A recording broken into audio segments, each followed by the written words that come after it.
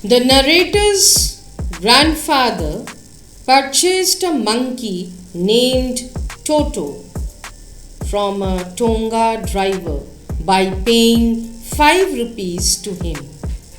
The Tonga driver had tied the little red-colored monkey to a feeding trough, that is, a large container, so that he could not escape.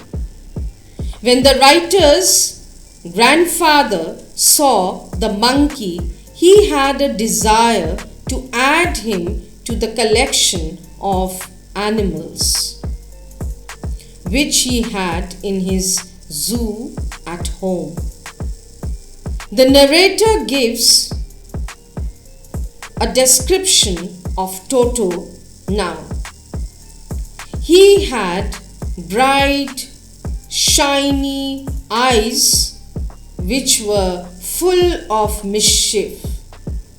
The eyebrows were deeply set on his face, that is, he had clearly visible eyebrows. His teeth were like pearls. Many ladies belonging to the Anglo-Indian community got scared when they saw his teeth, which were displayed when he smiled. Toto's hands were dry and wrinkled, as if they had been dried in the sun like pickled vegetables. He had a long tail. The narrator's grandfather thought that the tail added to the good looks of an animal. But for Toto, his tail was like a third hand for him. It helped him hang from the branch of a tree. He also used it to lift objects which were beyond his hand's reach. The narrator's grandmother was against grandfather's attitude of bringing new pets. So, grandfather decided to conceal this fact from her as long as it was possible. The narrator and his grandfather secured Toto in a little cupboard in the writer's room. In order to be sure that Toto did not escape, they tied him to a hook in the wall. After some time, when grandfather and the narrator went to check Toto, they were shocked to see that he had torn the decorative wallpaper. He had even broken the hook and had escaped from his binding. He had even torn the narrator's blazer into thin pieces. Grandfather was enjoying Toto's adventure initially. He felt that the monkey was very clever. If he would have been given more time, he would have tied the thin pieces of the writer's blazer into a rope and would have escaped out of the window. Toto was then shifted to the servants' quarter. He was put in a cage.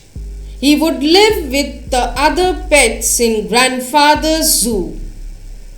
The zoo comprised of a tortoise, a pair of rabbits, a squirrel, and the narrator's pet goat.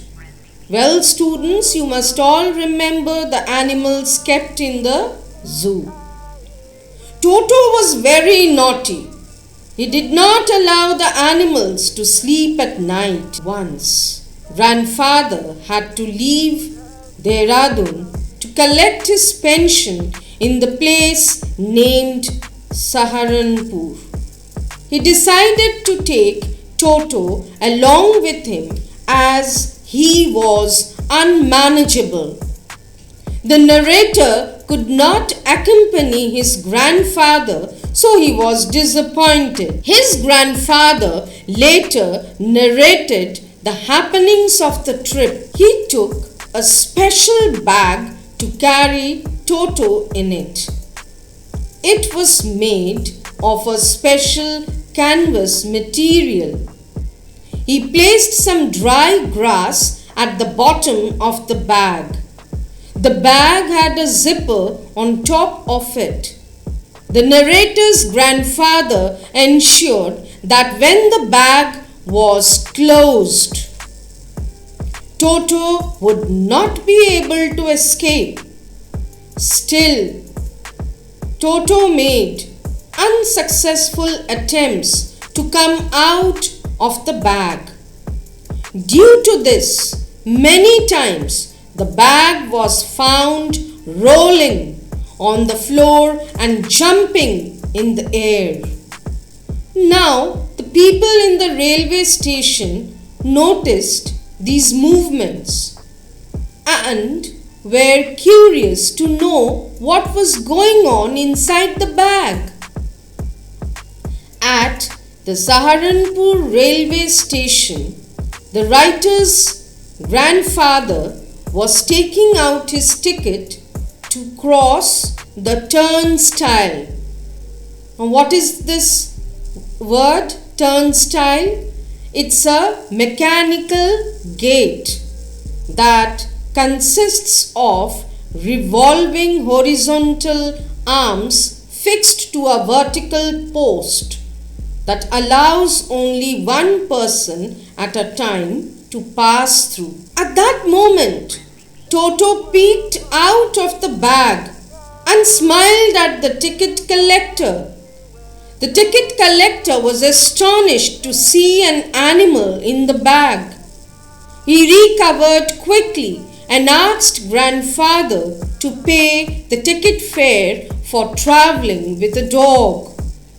Sadly, grandfather failed to explain to the person that Toto was a monkey and not a dog. But the ticket collector was firm that Toto fell in the category of dogs.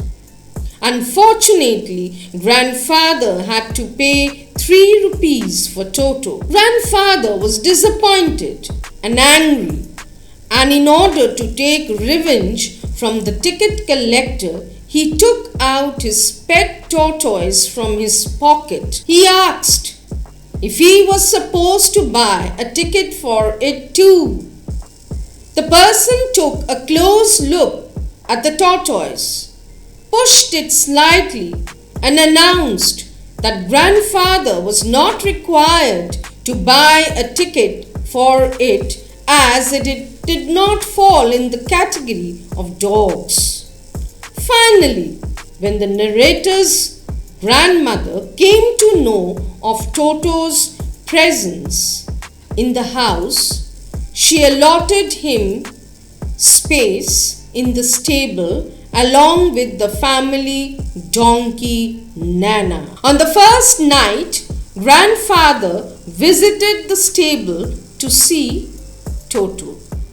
He found Nana restless, pulling its rope in order to stay away from the heap of hay. Grandfather hit Nana from back to stop it from doing so. Nana jumped back with a jerk and Toto was dragged along with her. He had actually fastened on to her long ears with his sharp little teeth. it was impossible for Toto and Nana to become friends.